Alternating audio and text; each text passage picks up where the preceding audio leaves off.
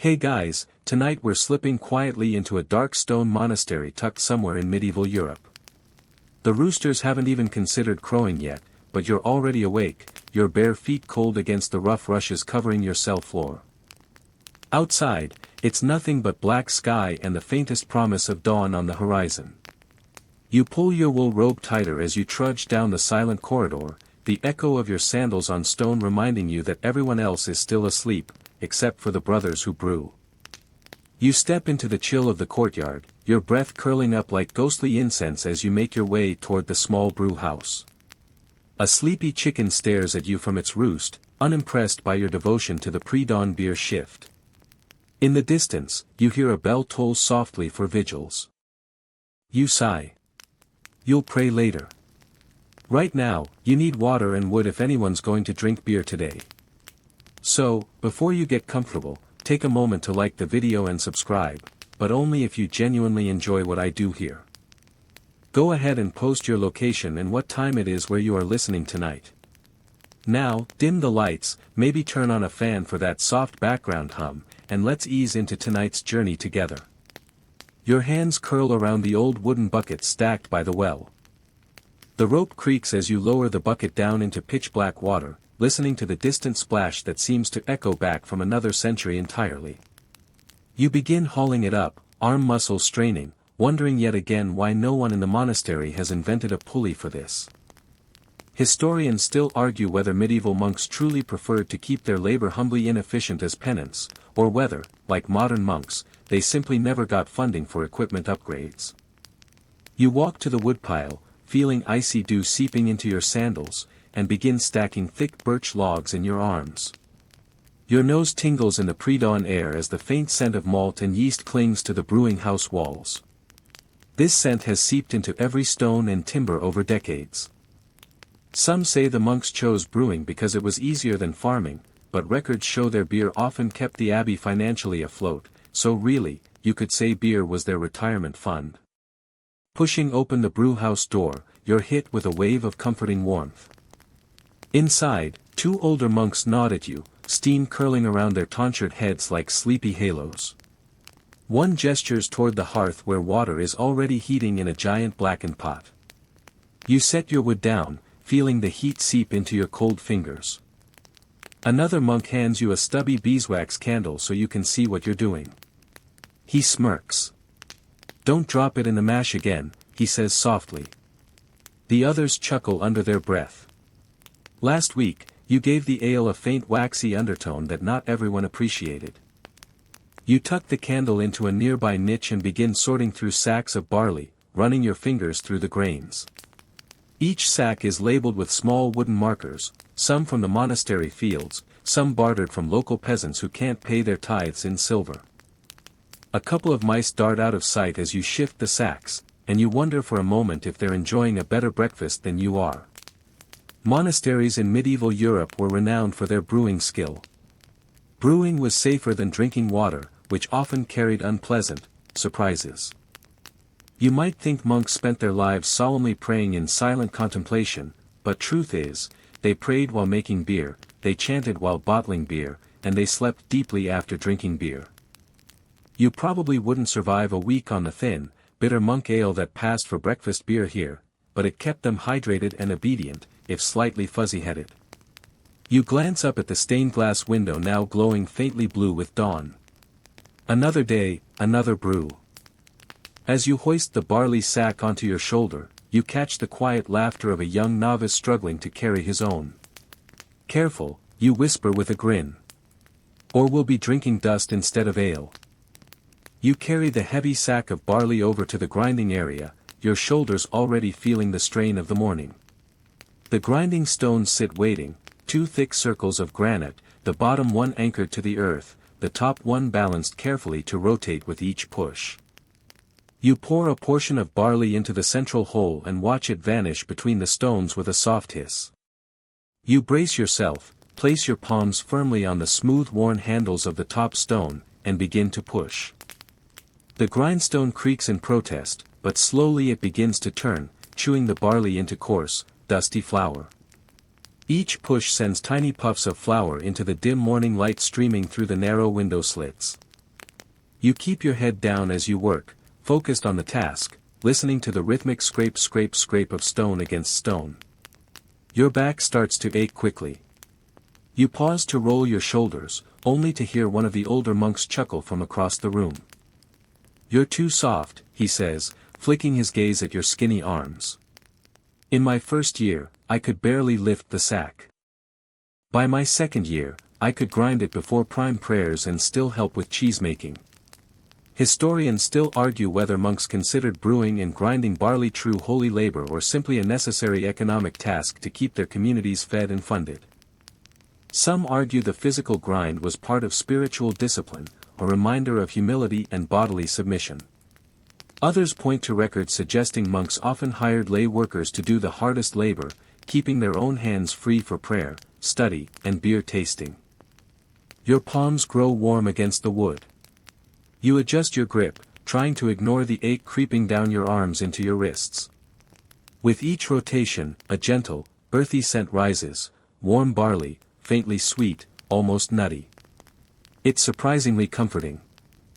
You imagine for a moment that you're grinding oats for porridge back home, but then you remember porridge doesn't produce beer, and beer is what keeps everyone's spirits from withering in the cold stone monastery.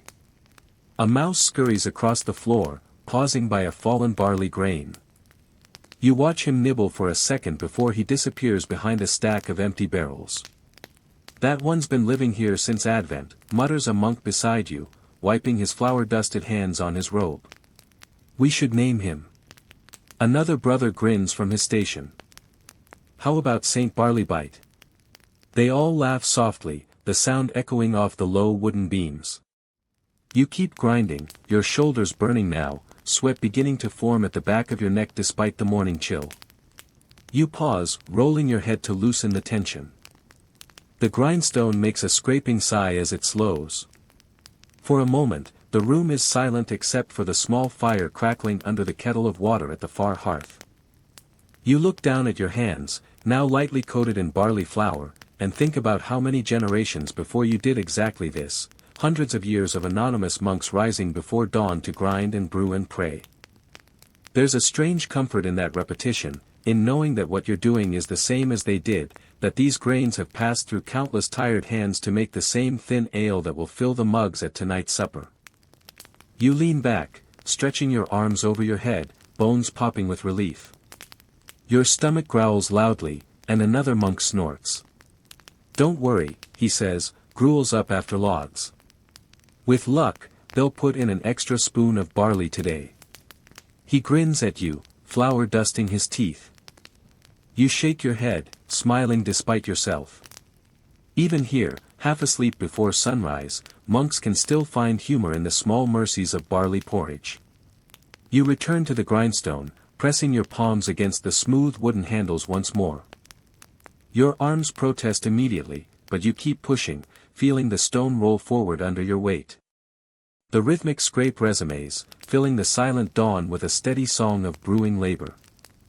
As the flour piles up in the shallow wooden tray beneath the grindstone, you can't help but wonder how monks in warmer climates brewed their beer.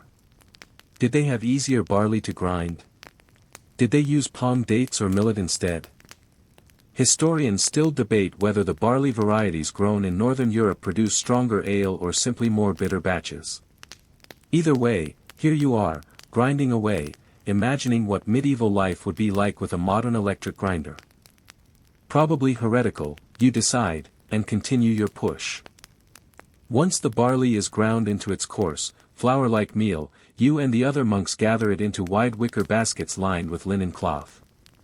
The smell is comforting, warm, slightly grassy, earthy in a way that reminds you of freshly mown fields in late summer. You heft your basket against your hip and follow Brother Thomas out into the cloister, feet shuffling over cold stone.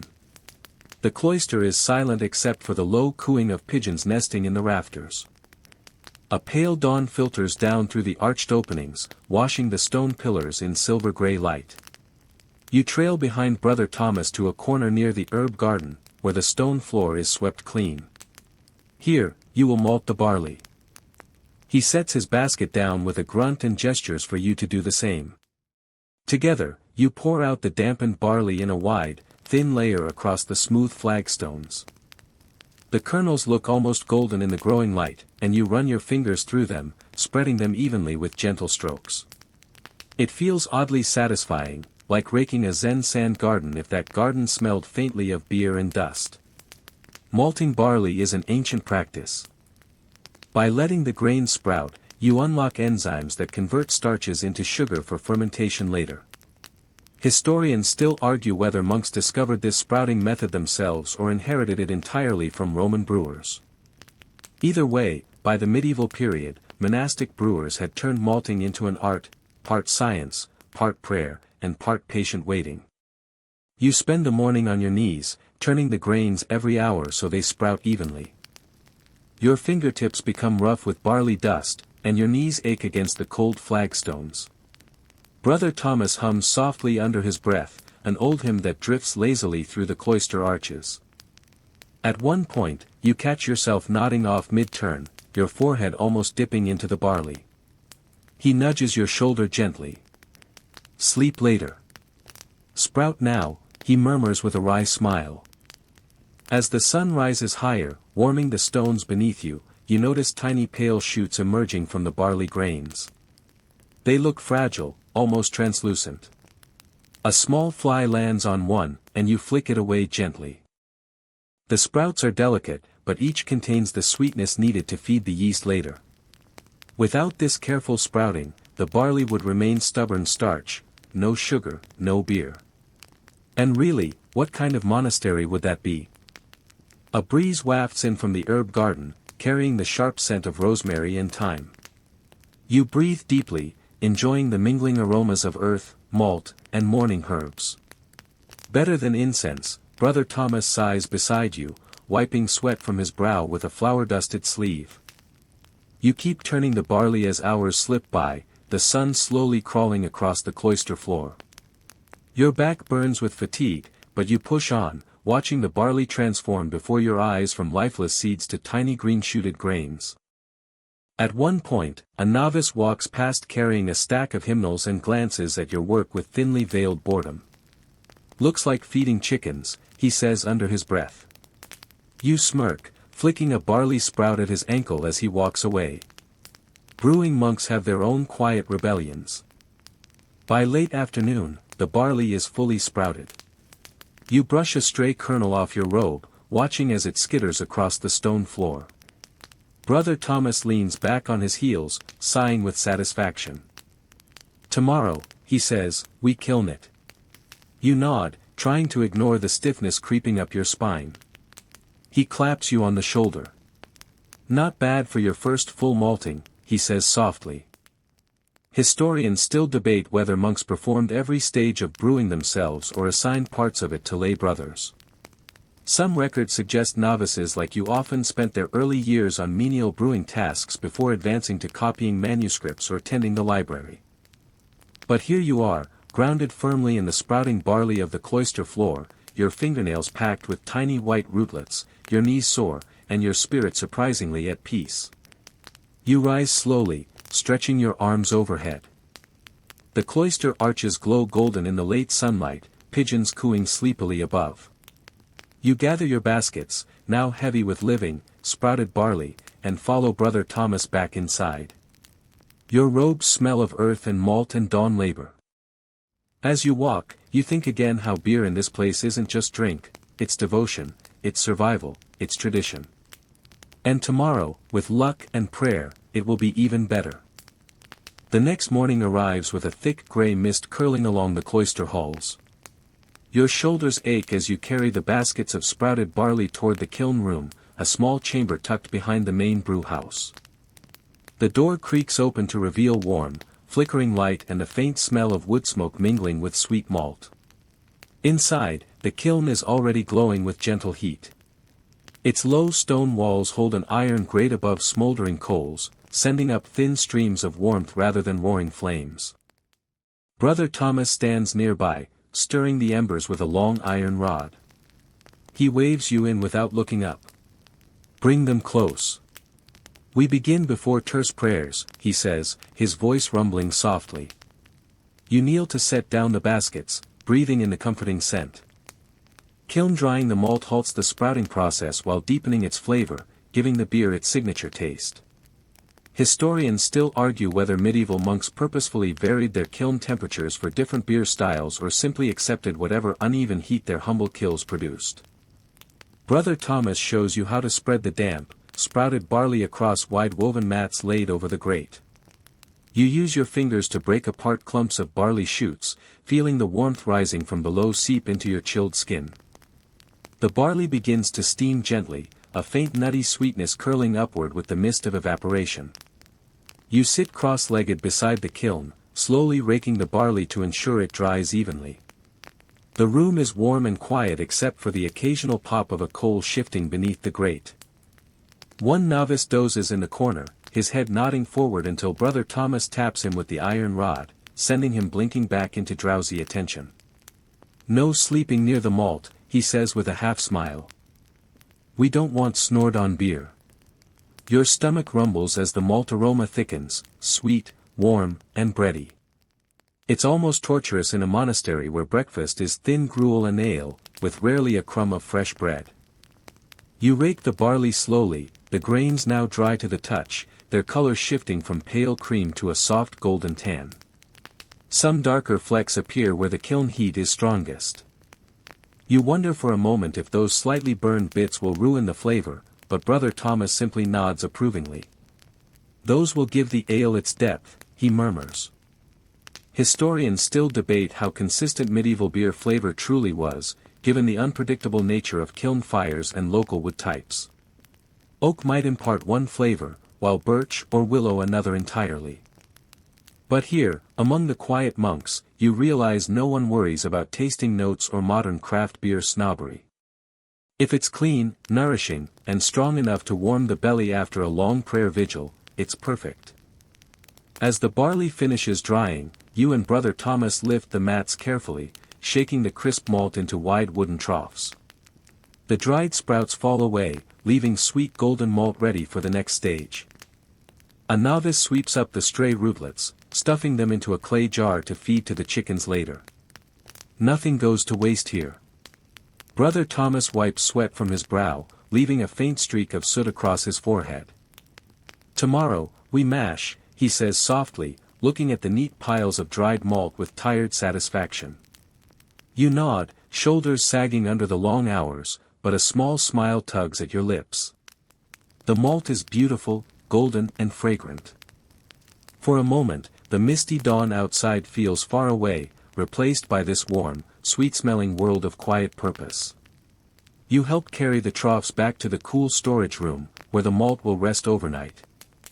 The stone floors are cold under your sandals, but the scent of fresh malt clings to your robe like a promise of the beer to come. As you walk, you wonder what tomorrow's mash will be like, whether it will bubble like thick porridge or pour smooth and silken. Historians still argue about the exact mash consistencies monks used, but one thing is certain, whatever texture it is, you'll be the one stirring it at dawn. The next morning arrives damp and gray once again, and you're back in the brew house before the sun even peaks above the monastery walls. Your arms feel heavy from days of grinding and malting, but there's a quiet satisfaction humming beneath your fatigue. Today is mash day. You watch as Brother Thomas opens the malt storage bins, releasing a comforting rush of sweet, roasted scent into the cool air. He gestures you closer with a crook of his finger, handing you a wide flat wooden scoop. Together, you begin transferring the malt into giant wooden tubs, each the size of a small donkey cart. The grains rattle softly as they fall, like gentle rain on dry earth.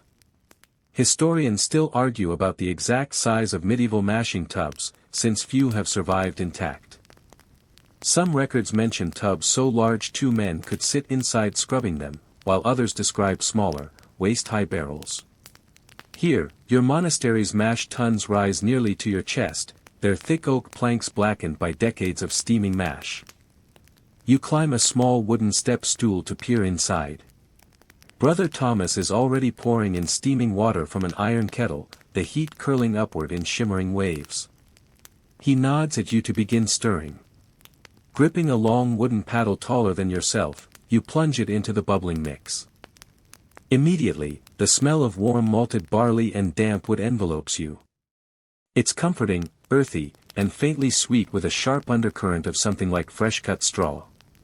You begin stirring slowly, feeling the resistance of thick mash against the paddle. Steam clings to your face, dampening your hair and soaking into your robe's coarse fibers.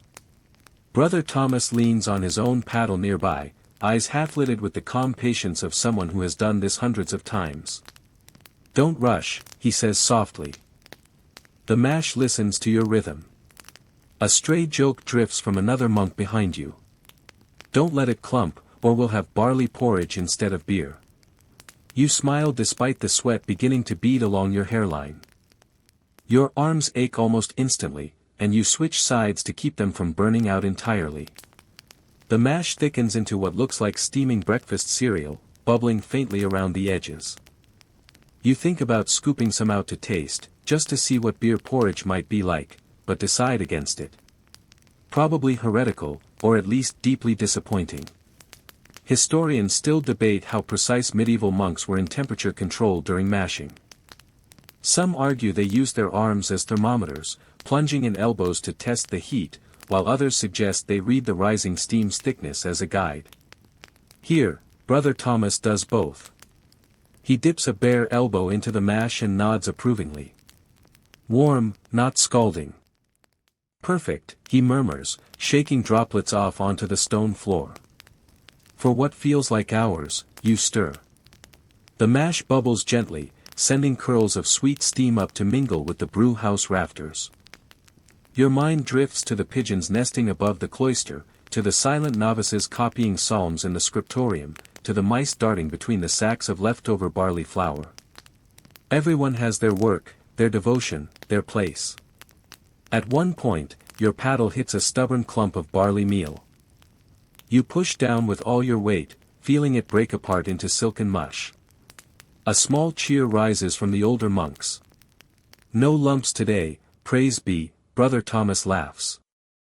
His voice carries softly over the bubbling mash, echoing off the old stone walls in a way that feels timeless. As you continue stirring, sweat dripping down your spine despite the morning chill outside, you notice a few stray barley husks floating near the surface, swirling in slow, sleepy circles. You wonder idly how much husk ends up in the final ale, and whether anyone truly minds. Historians still argue whether medieval beer was filtered clearly or left cloudy with bits of mash and stray herbs, but one thing is certain, no one here wastes time on perfection when nourishment and prayer matter far more. Finally, Brother Thomas places a gentle hand on your shoulder.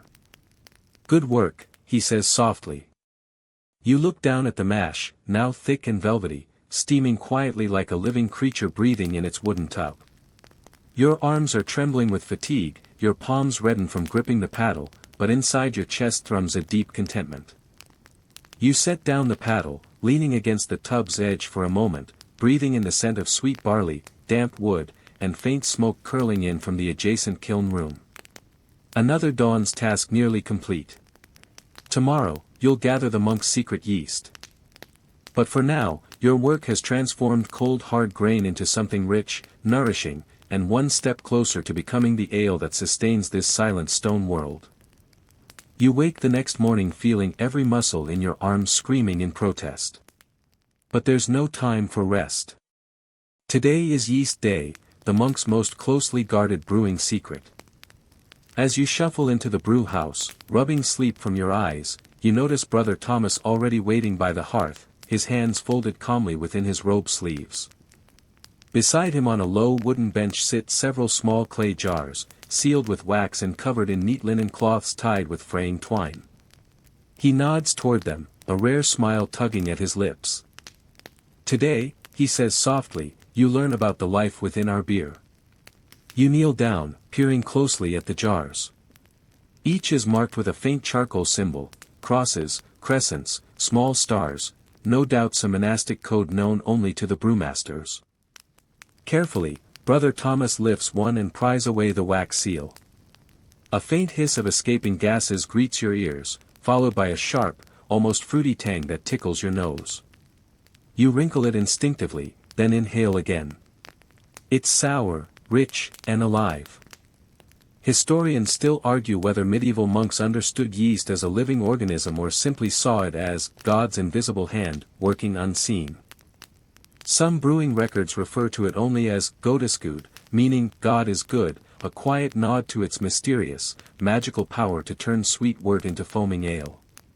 Brother Thomas dips his finger into the cloudy liquid and tastes it, nodding slowly. Then he hands you the jar. Its clay sides feel cool and faintly sticky in your palms. You peer inside at the opaque beige sludge swirling lazily at the bottom. For a moment, you imagine tiny creatures swimming there, too small to see yet powerful enough to create beer. The thought makes you grin sleepily. Careful, Brother Thomas murmurs. Too much of the wrong yeast spoils a batch. Too little, and it never ferments. He moves to a locked wooden chest in the corner, producing a small carved ladle used only for yeast. You watch as he stirs the thick sediment at the bottom, scraping it up with a deft swirl, then pours a portion into a wide-lipped cup. The yeast smells pungent and sour, with an undertone of something like bruised apples left too long in a pantry. It's not unpleasant, just deeply alive. This is what makes our beer ours, Brother Thomas says, his voice almost reverent. Without yeast, it is only sweet barley water. You carry the jar carefully to the mash tubs prepared yesterday, now filled with cooled, strained wort ready to receive its invisible magic. You dip the ladle in and pour the yeast slowly, watching pale streaks bloom out into the golden brown liquid before vanishing into cloudy swirls. A small group of novices gathers behind you, peering over your shoulder. One whispers, "It looks like swamp water." Another snickers quietly. You smile without turning around. "Swamp water that brings happiness," you murmur back. Brother Thomas chuckles softly behind you. Indeed. Happiness, humility, and a headache if you drink too much. Historians still debate the yeast strains used by different monastic orders. Did Benedictines and Cistercians use wild strains scooped from fermenting fruits and flowers around their cloisters, or did they cultivate house yeasts passed down like holy relics? Some claim yeast jars were guarded as closely as relic bones or golden chalices. Brother Thomas lifts another jar to his nose, nodding approvingly at its scent. "We keep several strains," he explains quietly. "If one fails, another survives. It is insurance." He sets it down with a careful clink against the stone bench. "We do not tell outsiders of this." You help reseal the remaining jars with melted wax, dripping golden beads down the necks, then wrapping them with linen once more. As you work, you wonder how long these strains have been alive in this monastery. Generations? Centuries? Each batch of beer breathing life into the next, carrying secrets from brewer to brewer in a chain of yeast-slicked devotion. When all is sealed, Brother Thomas bows his head in silent prayer. You follow, closing your eyes as his quiet Latin words slip through the brewhouse steam. Outside, a raven croaks harshly on the cloister roof. Inside, it is silent but for the faint bubbling of yeast beginning its ancient work, a hushed promise of ale to come. As the prayer ends, you open your eyes to find Brother Thomas watching you with a faint smile. "Tomorrow," he says softly, "we gather the herbs." Your stomach growls at the thought. No hops in this monastery, only bitter herbs, earthy and strange. You nod, clutching the warm yeast jar to your chest as though it holds the monastery's very soul. Because, in a way, it does. Dawn comes soft and pale, light spilling into the cloister like diluted milk. You trudge out to the herb garden with a wicker basket hanging from your arm, your robe brushing against damp thyme and wild clover sprouting between the flagstones. Brother Thomas walks ahead of you, humming a chant under his breath curling into the chilly air. Today is herb gathering day. Without hops, medieval monks relied on grut, a blend of bittering herbs that gave their ale unique flavors and mild preservative qualities. Historians still argue whether these herb blends were primarily for taste, ritual symbolism, or practical brewing chemistry. You kneel by a patch of yarrow, its tiny white blossoms trembling in the breeze like lace. Brother Thomas points at the silvery leaves. These bring bitterness, he murmurs, but also soothe fevers. A good herb for ale in winter. You pinch the stalks gently and begin cutting them with your small iron knife, placing each stem carefully into the basket. Nearby, you spot mugwort growing in a tangled patch beside the old stone wall. Its scent is pungent, almost medicinal, tinged with camphor and sage. Mugwort keeps away evil dreams, Brother Thomas says softly as you gather it. Drink enough mugwort ale, and you'll sleep like Saint Joseph. You smile faintly, imagining a mug of bitter mugwort beer before bed instead of your usual thin broth. Next, you follow him to the wood's edge where sweet gale bushes grow, their waxy leaves glistening with dew. The scent is sharp and resinous, almost peppery, and you pluck each leaf carefully. A small green beetle scuttles out from beneath one leaf and vanishes into the grass. Brother Thomas watches you gather with silent approval. Not too much, he warns. Too much gale, and the ale becomes more curse than blessing. Historians still debate the safety of sweet gale in large quantities, with some medieval records hinting at mild toxicity while others praise its antiseptic qualities. You decide to trust Brother Thomas's quiet expertise rather than risk brewing beer that knocks out half the choir during Vespers. You walk back toward the brew house, your basket now fragrant with a bouquet of wild bitterness, yarrow, mugwort, sweet gale, and a handful of dried rosemary saved from last summer's harvest. Each step crunches softly on the cloister gravel, the scent rising with every jostle of your basket. This, Brother Thomas says, is what separates us from mere tavern brewers. Inside the brew house, you spread the herbs onto a wide linen cloth to sort them. The room smells like a medieval apothecary, sharp greens, earthy sweetness, a faint tang of yeast bubbling in the nearby tubs. You separate the herbs into neat piles, picking out stray grass blades and tiny insects. At one point, you find a sleepy spider nestled among the mugwort leaves. You gently lift it onto the windowsill, whispering, "Go find a prayer corner." Brother Thomas chuckles quietly from his station at the kettles. "Careful," he says. "The spider might improve the flavor." You roll your eyes but smile anyway, feeling warmth spread through your chest despite the cold stone underfoot. As you finish sorting, you gather each pile into small linen bags tied with thin hemp cord.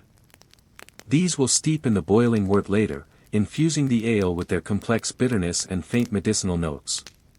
No modern IPA can match the strange, quiet forest flavors of medieval Grut ale. Historians still argue about the precise Grut recipes used by monasteries. Some included juniper berries or ground ivy, others fennel, caraway, or heather flowers. Each region's beer carried the memory of its local landscape, a bottled echo of fields and woods, streams and hedgerows. You sit back on your heels, rubbing your aching knees. The brew house glows golden in the dawn light, steam curling lazily from the kettles, yeast bubbling softly in its clay jars, herbs perfuming the air with their old-world secrets. Brother Thomas places a hand on your shoulder. "Tomorrow," he says softly, "we boil the wort. Then, we wait." You nod, exhaustion and anticipation mixing warmly in your chest. Brewing beer, you realize, is more than grain, water, and yeast. It is time, patience, silence, prayer, and a basket full of bitter-scented herbs gathered at dawn. The morning air inside the brew house feels thick and warm, heavy with the mingled scents of yeast, malt, and damp stone. Today is boil day, and already Brother Thomas has filled the great copper kettle with sweet wort drawn from yesterday's mash. You stand beside him, barefoot on the cool flagstones, your linen herb bags clutched tightly in your hand. He nods for you to approach. The kettle's copper sides glow dully in the dim morning light, reflecting the flickering orange of the small fire roaring beneath it. You can hear the low groan of heating metal and the occasional bubble rising to the surface, popping with a quiet hiss. "Add them," he murmurs softly. You untie the linen cords and drop each herb bundle carefully into the wort. The yarrow sinks first, its tiny white blossoms collapsing under the heat. Mugwort follows, releasing its pungent, medicinal aroma almost instantly, filling the brew house with a sharp green scent. Sweet gale is last, the leaves curling and darkening as they disappear beneath the bubbling surface. Historians still argue about how long medieval monks boiled their wort.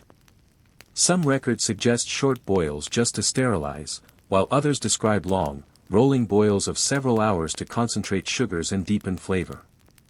Here, Brother Thomas chooses the middle path, a steady 2-hour boil, long enough to purify but not enough to scorch the wort's sweetness into bitterness. You sit on a low stool beside the kettle, watching the foam rise and settle again, in a calming rhythm that matches your own slow breathing. The steam clings to your hair, dampening it into curling wisps around your temples. You rub your hands together, warming them in the kettle's radiant heat. Brother Thomas stirs the wort with a thick wooden paddle, scraping the kettle bottom to prevent scorching. They call this the brewer's vigil, he says softly. Waiting. Watching. Praying the herbs do their work and nothing boils over. A novice walks past carrying a bundle of firewood and mutters under his breath, praying it finishes before terse prayers. Brother Thomas raises one eyebrow but says nothing, returning to his slow, meditative stirring. The wort darkens as it boils, deepening from pale gold to a warm amber brown. You lean forward to breathe in its aroma. Sweet barley, bitter mugwort, faint resinous gale, a whisper of rosemary. It smells like a medieval forest after rain, earthy and soothing with a hidden wild sharpness. At one point, foam threatens to rise over the kettle's lip. Brother Thomas blows across the surface, and to your amazement, the foam sinks obediently. He catches your astonished stare and shrugs. Steam and prayer, he says with a wry smile. You stifle a giggle that bubbles up despite the sleepy quiet of the brew house. Historians still debate whether such tricks, like blowing away foam or adding herbs in a specific order, were based on observation or superstition. Perhaps both.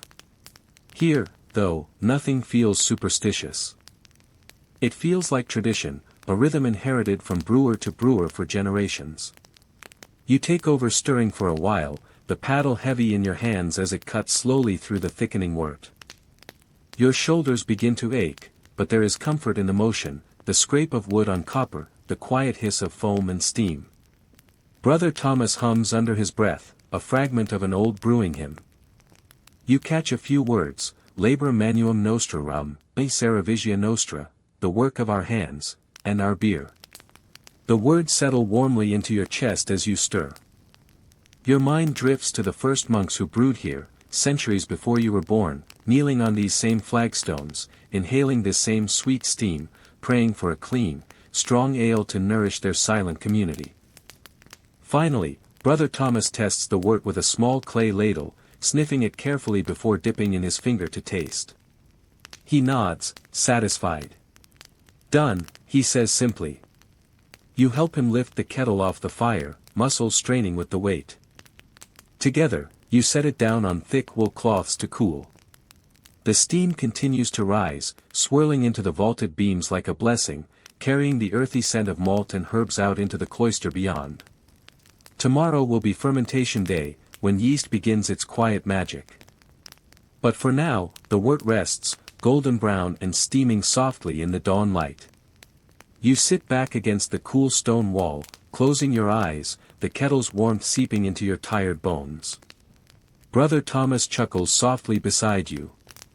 Sleep now, he murmurs, before the yeast wakes up. You rise before dawn the next morning, the monastery still wrapped in hushed pre-dawn darkness. The only light comes from flickering lanterns lining the cloister halls as you walk toward the brew house. Today is fermentation day, the day when all your work with grain, water, and herbs finally becomes beer. Inside, the brew house feels cool and silent. The boiled wort from yesterday rests in wide, open vats, its surface now still and glassy under the dim lamplight. A faint sweet herbal aroma rises, mingling with the damp stone scent of the early morning. Brother Thomas stands beside one of the vats, holding a clay jar of yeast like a sacred relic. You're ready, he asks softly. His eyes are rimmed with fatigue, but there's a gleam of quiet anticipation there, too. You nod, your stomach fluttering with sleepy excitement. He dips a ladle into the yeast jar, stirring up the thick, cloudy sediment at the bottom. The smell that wafts out is sharp and sour, tinged with bruised apple and bread dough. Historians still argue whether medieval monks realized yeast was alive, or if they simply saw it as a mysterious gift from God.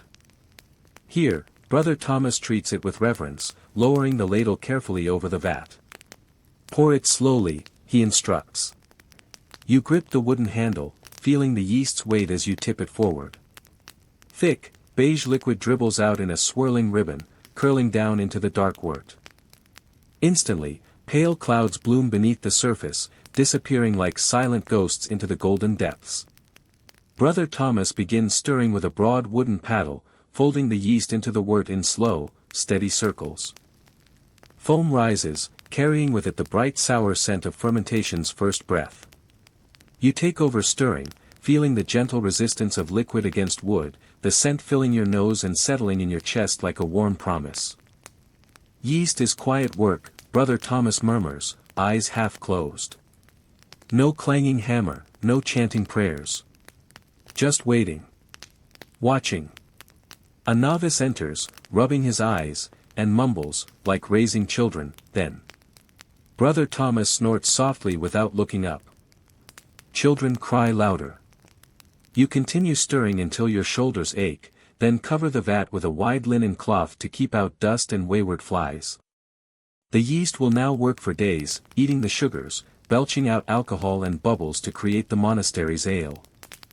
Historians still debate how medieval brewers controlled fermentation temperatures without modern thermometers or cooling coils. Some suggest deep cellars and cool dawn brewing were their only tools. You simply trust Brother Thomas's quiet knowledge. After covering the vat, you follow him to the storage room where empty barrels line the walls in neat rows. Some are scarred with old repairs, iron hoops rusted by decades of use. Others smell faintly of herbs and old ale, each plank saturated with generations of brewing memory. You run your hand along the nearest barrel, feeling the rough grain of oak beneath your fingertips. Soon these will hold the fermented beer, aging it further into the drink that nourishes every monk from dawn to dusk.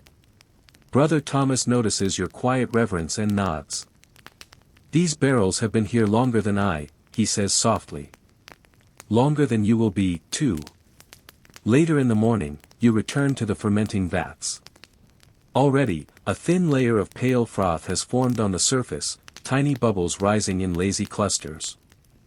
You lean in to inhale its scent, sweet, sour, and faintly grassy, like fresh bread dough sprinkled with woodland herbs. Brother Thomas stirs the foam back down with a slow, careful paddle sweep. Historians still argue whether medieval monks used open or closed fermentation vessels more often. Some drawings show open vats like these, exposed to the monastery's yeast-laden air. Others describe tightly sealed barrels, their bungs corked and waxed against the outside world. Here, the monks let their yeast breathe, trusting it to thrive in silent communion with the cloister's stillness. As dawn shifts into morning and light fills the brew house windows, you find yourself sitting beside the vat, chin resting on your knees, listening to the faint fizz and sigh of living yeast at work. It's a quiet sound, easily missed among clattering bells and choir chants, but here, in this moment, it feels as sacred as any sung psalm. Brother Thomas places a gentle hand on your shoulder. Tomorrow, he whispers, we barrel the ale. You nod, eyes half closed with exhaustion, feeling the warmth of his touch and the silent bubbling of yeast beneath the linen cloth. All your days of grinding, malting, boiling, and stirring are coming together in this hidden miracle of fermentation, a miracle as old as monasteries themselves. The morning sun filters pale gold through the high brewhouse windows as you shuffle in, your robe sleeves damp from washing before dawn prayers. Today is barrel day, the day the monk's beer leaves its quiet fermentation cradle to begin its final transformation. Brother Thomas is already at work when you arrive, levering open the wooden lids of the fermenting vats. A wave of rich, yeasty aroma rolls out, sweet barley, sharp mugwort, and that unmistakable sourness of living fermentation. You breathe it in deeply, blinking away sleep as the scent prickles your nose. See here, he says, pointing to the surface foam. The bubbles have collapsed into a thin tan scum, with cloudy sediment drifting lazily beneath. The yeast has finished its feast. Historians still argue how monks judged readiness without hydrometers or modern tests. Some records describe floating eggs or weighted reeds to measure density, others suggest they relied solely on taste, smell, and the quiet wisdom of experience. Brother Thomas simply dips in a ladle, tastes it, and nods. It is done. You help him set up the barrels, rolling them out from the storage room. They thump softly on the stone floor, their iron hoops clinking with each turn. The oldest barrels bear burn marks from past repairs and carved crosses near their bungholes, silent prayers for purity, protection, and good ale. You trace one of the crosses with your fingertip, feeling its rough edges. Brother Thomas inserts a long hollow siphoning tube into the vat, holding its other end low into the barrel's open mouth. He gestures to you. Suck to start the flow, he says. You hesitate. The tube smells faintly sour, with a sharp metallic tang from its iron banding.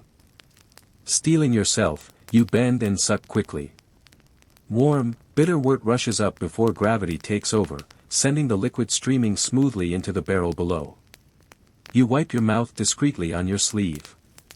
A novice nearby snickers under his breath. Better than drinking dishwater, he whispers. You grin despite yourself, spitting out the sour aftertaste onto the flagstones before returning to steadying the barrel. The ale flows steadily, a deep golden brown tinted by the herbs. Tiny bubbles cling to the stream as it falls, bursting with soft fizzing pops. The barrel fills with a comforting glug glug glug as air escapes around the tube. Soon, its interior echoes with a hollow boom when Brother Thomas taps the side, testing fullness. Historians still debate how well medieval monks understood sanitation. Some records show barrels sterilized with scalding water, burning straw, or boiling herbs to kill lingering bacteria. Here, Brother Thomas rinses each barrel with near-boiling water infused with rosemary and thyme, filling the brew house with sharp herbal steam. You wince as hot drops splash onto your bare feet. Once filled, each barrel is sealed with its thick oak bung, hammered in with a wooden mallet that thunks rhythmically through the silent morning. Brother Thomas mutters a short Latin blessing under his breath with each final strike. Ut Cerevisia sit bona id fortis, he whispers, may this beer be good and strong. When all barrels are sealed and lined neatly against the wall, he turns to you, his face softening into the gentlest of smiles. Rest now, he says. Your work is done, for today. You sit down heavily on an overturned bucket, stretching out your aching arms. The brewhouse feels different now, quieter, emptier, as though the beer itself has taken some of the room's warm, living energy with it into the barrels. A faint smell of herbs, wood, and malt clings to your robe, comforting as fresh bread. Historians still argue whether monks brewed beer primarily for profit, nutrition, or devotion. Here, watching Brother Thomas wipe foam from his hands onto his robe hem with tired satisfaction, you realize it was all three at once. Beer was work, prayer, sustenance, and quiet pride, just another part of monastery life, infused with humble holiness. Brother Thomas stacks the siphon tubes on a high shelf to dry, then turns back to you. Tomorrow, he says softly, we begin brewing the weaker table beer for guests and the sick. Less malt, less time, but just as much patience. You nod, eyes half closing as the barrels settle with quiet creaks of expanding wood. Their precious contents will ferment further over coming days, deepening in strength and flavor until tapped for the brothers' midday meal or vesper supper. Outside, monastery bells begin their first sleepy tolls. You stand, joints cracking, and follow Brother Thomas out into the pale dawn, leaving behind the silent barrels lined like patient brown sentinels along the stone walls. The next morning greets you with a biting chill that seeps through your robe's coarse wool. As you step into the brew house, you notice how empty it feels without the warm, bubbling vats and steaming kettles. Instead, the day's task sits quietly in the corner, empty wooden casks lined up for table beer, the monastery's weak ale served daily to guests, travelers, and the sick. Brother Thomas hands you a broom without a word. You begin sweeping malt husks and stray herbs from the flagstones, the bristles rasping softly in the dawn silence. Dust swirls up, catching morning light streaming through high-arched windows. You pause to watch tiny motes drift lazily, golden against the dim brewhouse shadows. Today's brew is simpler, Brother Thomas says, breaking the quiet. Less malt. Quick boil. No need to waste the monastery's best grains on pilgrims who can't tell the difference. There's no malice in his voice, just the quiet practicality of a man managing God's resources with care. Historians still argue whether medieval table beer contained enough alcohol to classify as beer by modern standards. Some say it was more nourishing than intoxicating, thick with calories from unfermented grain, low in alcohol, and safer than untreated water. Others suggest table beer often carried mild alcoholic potency, especially when monks needed to keep guests politely drowsy before long sermons. You set down the broom and begin measuring malt into a smaller wooden tub. The grains feel rough and cool between your fingers. This malt is lighter and less roasted than yesterday's batch, pale golden with a faint smell of dry grass. You pour steaming water over it, watching it cloud into a thin, sweet-scented mash. Brother Thomas stirs quietly beside you. When I was a novice, he says, his voice low, we would sneak cups of table beer before prime prayers. Never strong enough to dull our minds, just warm enough to fill our bellies. You smile sleepily at the image, robed boys huddled around wooden cups, giggling into their sleeves as dawn bells rang above. You stand together in the gentle hush, stirring the mash into a watery gruel. The brew house smells faintly sweet but lacks the rich depth of yesterday's strong wort. A novice passing by wrinkles his nose. Smells like barley soup, he mutters. Brother Thomas shrugs without looking up. Soup that brings gratitude. Historians still debate the nutritional importance of table beer. Was it purely hydration, or a vital part of medieval monks' calorie intake? Regardless, this thin ale kept monks and guests alike nourished through fasting days and silent vigils. You stir slowly, letting the paddle's rhythm soothe your foggy dawn thoughts. After a brief boil, barely enough time for you to rub the sleep from your eyes twice, the wort is ready. There are no herbs today, just the faint malt sweetness carried on rising steam. Brother Thomas pours in a ladle of yeast saved from the strong ale's fermentation vat. It sinks silently, already beginning its hidden work. You siphon the wort into small oak casks lined up along the cool brewhouse wall. Each fills with a hollow glug glug glug, echoing dully like an empty stomach. When finished, you wipe stray foam from the rims with a damp cloth, the motion calming and repetitive. Brother Thomas stacks the used mash into burlap sacks. Feed for the monastery pigs, he says, nodding toward the distant sty yard beyond the cloister arches.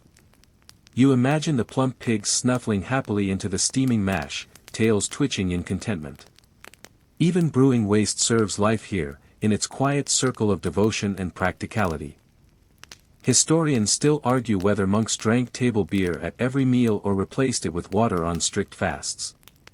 You suspect it depended on the abbey's wealth, the prior's mood, or the brothers' ability to endure the long hours of chanting and copying by candlelight without fainting from hunger. When the barrels are sealed and stacked, Brother Thomas brushes stray malt dust from your shoulders. Tomorrow, he says softly, you will clean the kettles. The work never ends, nor should it. You nod, feeling a deep weariness in your bones but also a quiet peace. Brewing here is more than labor, it is devotion made tangible, transforming humble grain into nourishment, prayer into action, and silent mornings into barrels of ale waiting patiently in the shadows. Outside, the first monastery bells toll across the sleeping valley, and you follow Brother Thomas out into the rising dawn mist, your robe hem trailing faint malt dust behind you. You wake the next morning with aching shoulders and barley dust clinging to your hairline. Today is cleaning day, a task far less glamorous than yeast rituals or herb gathering, but one that Brother Thomas insists is holier than prayer itself. The brew house feels silent and cavernous without steaming kettles or bubbling vats. You kneel beside a copper kettle, bucket of hot lye water at your side, scrubbing brush in hand. The coppa's surface is tarnished with smoky brown stains from repeated boils. As you scrub, foam forms under your brush, filling the air with a faintly sharp, metallic scent mingled with old wort residue. Scrub it until you can see your reflection clearly enough to confess your sins to it, Brother Thomas says dryly from across the room, where he's scraping out spent yeast sediment from an oak barrel. You snort softly at his gentle sarcasm, shifting your weight to ease the ache in your knees. Historians still argue whether medieval brew houses used strong lye soaps for sanitation or relied purely on boiling water. Here, Brother Thomas uses both. He trusts neither alone to keep bad humors from souring future batches. Foam drips onto the stone floor as you rinse the kettle with scalding water. Steam curls up, wrapping around your face and dampening your hair until it clings to your cheeks. You breathe in the heat, letting it warm your tired chest. Outside the open window, sparrows chatter under the monastery eaves, indifferent to your silent scrubbing. Brother Thomas lifts the cleaned barrel and inspects it, sniffing the interior like a wary wolf. Smells of yeast and wood, he mutters, satisfied, before setting it aside to dry. Then he approaches your kettle, running his hand along its freshly polished rim. Good, he nods. Your sins are fewer today. You roll your eyes but smile despite your exhaustion. As you scrub, a faint chant drifts down the hall from the morning choir practice. Voices rise and fall in sleepy Latin syllables, wrapping around your quiet labor like a lullaby. The foam under your brush glows pearlescent in the pale dawn light streaming through the window slats. Historians still debate the frequency of medieval brewing sanitation. Some suggest barrels were used repeatedly without thorough cleaning, leading to sour alesh. Others argue monastic brewers maintained strict hygiene, knowing spoiled beer brought illness and waste. Watching Brother Thomas today, you suspect he would sooner miss Matins prayers than leave a kettle unpolished. He gestures for you to help carry the empty barrels outside. Together, you roll them across the flagstone floor, their iron hoops clinking dully. Outside, you stand them upright in the cool grass, letting sunlight and fresh air chase away any lingering dampness or stale scent. The morning is bright and still. Bees hum among cloister flowers, and somewhere a donkey brays in the distant stable yard. You close your eyes briefly, feeling the sun warm your eyelids. For a moment, you allow yourself to imagine the coming Sabbath, a day with no brewing, no scrubbing, just quiet prayer and simple meals of cheese, bread, and a thin cup of table beer. Brother Thomas interrupts your reverie with a gentle tap on your shoulder. Daydream on your own time, he says softly, though there's no sting in his voice. The barrels won't carry themselves back inside. You grin sleepily and grip one barrel rim in each hand. Together, you and Brother Thomas roll them back into the cool shadowed brew house, lining them up along the far wall in neat rows.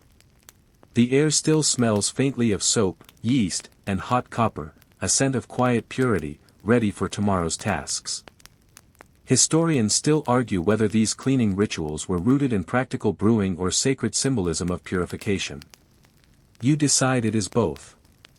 Scrubbing kettles until your fingers wrinkle with lye water, lifting steaming barrels until your back aches, it is labor that sanctifies the worker, just as prayer sanctifies the mind. When the last kettle is rinsed and hung upside down to dry, Brother Thomas claps your shoulder gently. Tomorrow, he says softly, we taste last week's finished brew. You will see why we do all this. You nod, feeling your chest flutter with quiet anticipation. The thought of tasting the ale you helped birth from grain, water, herbs, and prayer settles warmly into your weary bones. Outside, the sun rises fully, lighting the brew house windows into squares of glowing gold. You breathe in deeply, the smell of clean copper, fresh air, and faint malt sweetness, and feel a small, silent satisfaction spread across your chest. The morning bells wake you before dawn, their deep tolls rolling across the cloister like waves against a silent shore. Today is tasting day, the day you finally sip the ale that has consumed your weeks of labor, prayer, and weary scrubbing. You walk to the brew house in hushed anticipation, robe sleeves brushing along the dim stone hallways. Brother Thomas is already waiting, barrel tap in hand, his face lit with a rare mischievous smile.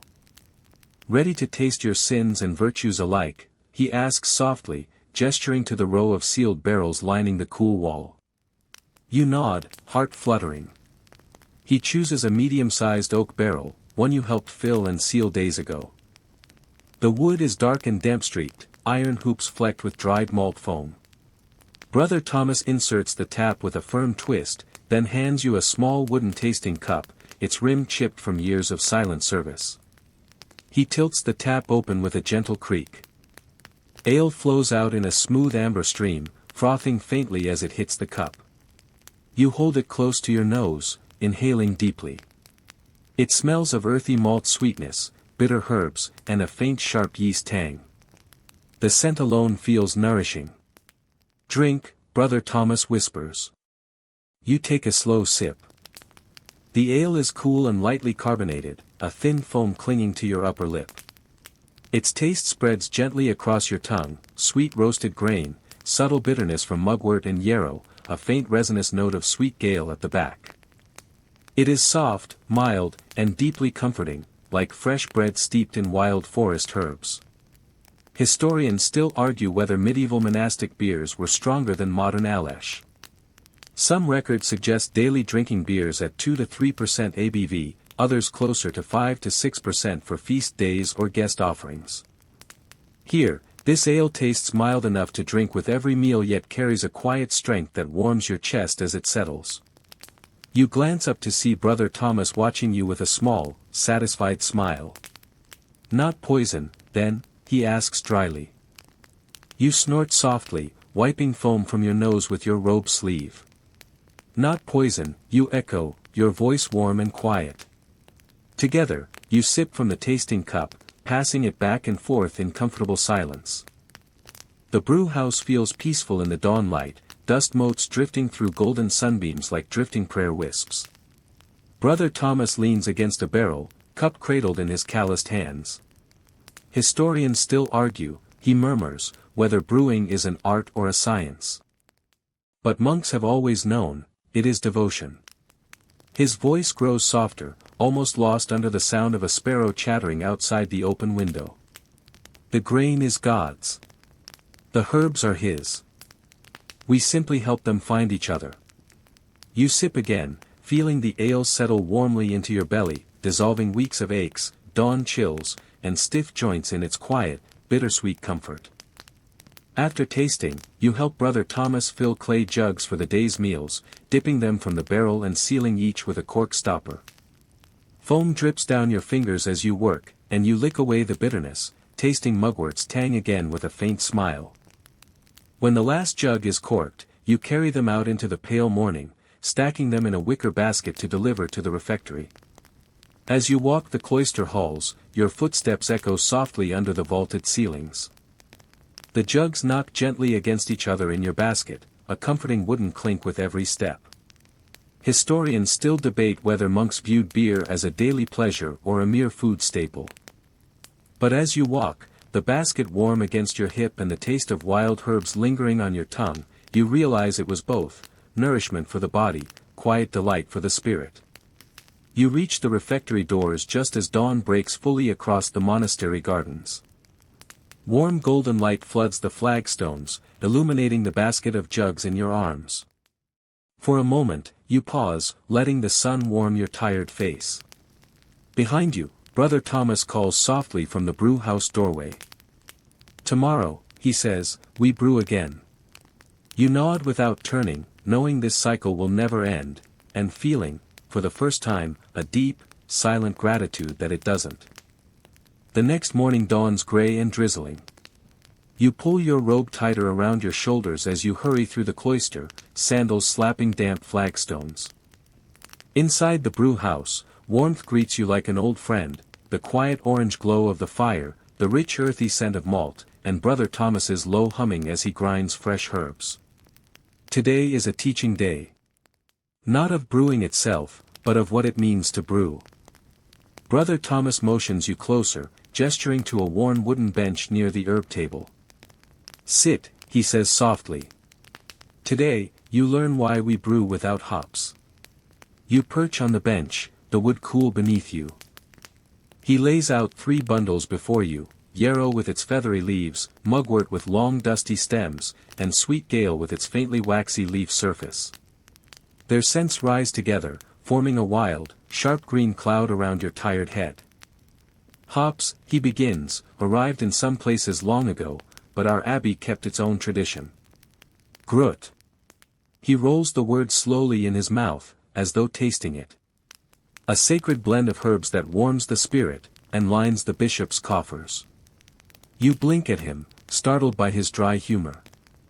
He smiles faintly, eyes crinkling. Historians still argue whether monasteries resisted hops out of devotion to tradition or simple economics. Hops made brewing cheaper, beer lasted longer, and abbots lost their grut taxes. He leans in closer, lowering his voice to a conspiratorial whisper. "But taste it yourself. Mugwort's bitterness is not harsh like hops. Yarrow gives a forest brightness. Sweet gale carries resin warmth, like pine sap on your tongue." He hands you a sprig of mugwort to chew. Its taste spreads slowly across your tongue, a dry bitterness, almost medicinal, but softened by faint green sweetness. You swallow, feeling its warmth trickle down your throat like gentle forest rain. Brother Thomas turns to grind dried sweet gale leaves, the pestle crunching softly in his stone mortar. Before hops, these herbs flavored every ale from Norway to the Holy Roman Empire. Each village guarded its secret mix. Some added rosemary, others heather or ground ivy. He gestures to a small clay jar sealed with wax. "Here we keep rosemary, for days when plague fears rise." Historians still debate whether grut ale carried medicinal benefit. Monks believed mugwort calmed stomach pain and drove out evil spirits lurking in the gut. Yarrow soothed fevers. Sweet gale repelled fleas. You smile sleepily at the thought of your beer acting as medieval multivitamin, potion, and flea repellent in one. Brother Thomas gathers the herbs together in his palms, lifting them to his nose. He inhales deeply, closing his eyes. For a moment, he looks like a child, lost in simple scent memories of fields and forests beyond monastery walls. "We brew without hops because it connects us to the earth," he murmurs, voice slow and distant. "To the saints who walked here before us, and to the pagan kings who drank grut before they ever heard Christ's name." You watch him, the herb scent wrapping around your sleepy mind like green smoke. Rain taps softly on the high windows, blending with the crackle of the small hearth fire. Historians still argue whether monks felt brewing was holy work or merely humble kitchen craft. But as Brother Thomas opens his eyes and looks at you, truly looks at you, you realize that for him, brewing is prayer without words. A silent offering of hands, herbs, and heat to the quiet, watching God of stone cloisters and misty hills alike. He sets the herbs aside and rests his hand gently on your shoulder. "Tomorrow," he says softly, "we harvest fresh yarrow from the river banks." Outside, the rain continues to fall, gentle and persistent, like a blessing washing over the silent monastery roof tiles. You close your eyes for a moment, breathing in the mingled scents of sweet gale, mugwort, and damp stone.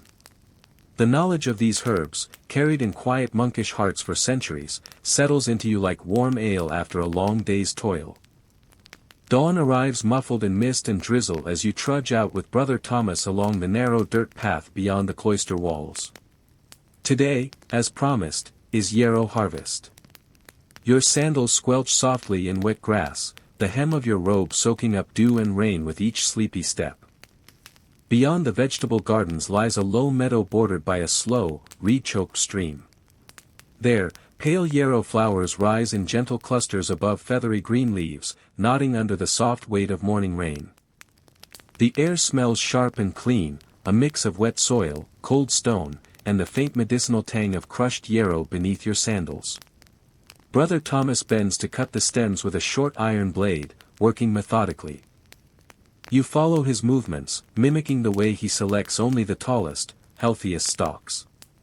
Historians still argue whether medieval monks cultivated yarrow deliberately or foraged it wild.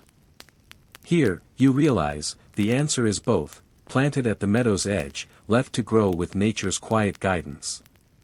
As you gather, the drizzle intensifies into a steady, whispering rain. Water streams down your face, dripping from your nose and chin, soaking your robe until it clings heavy to your knees. Brother Thomas merely hums softly, ignoring the cold as he fills his basket. Yarrow strengthens ale's bitterness, he says, his voice calm over the rain's soft patter. But it also heals wounds and soothes fevers. Useful for beer, but more useful for life. You smell the freshly cut stems, peppery, earthy, with a faint sweetness. Chewing a leaf, you taste bitterness edged with mild green warmth. Historians still debate whether yarrow's mild psychoactive effects influenced its place in ale. You simply feel calm, grounded, and a little sleepy from its forest-like scent. Brother Thomas straightens, arching his back with a quiet groan. Rain runs down his shaved scalp, glistening like glass beads under the pale dawn light. Enough, he murmurs, nodding at your nearly full basket. We will dry these in the brewhouse loft. You walk back slowly, the baskets heavy against your hips, raindrops tapping softly against the woven wicker lids. Inside the brewhouse, you spread the yarrow stems on wide reed mats in the loft rafters.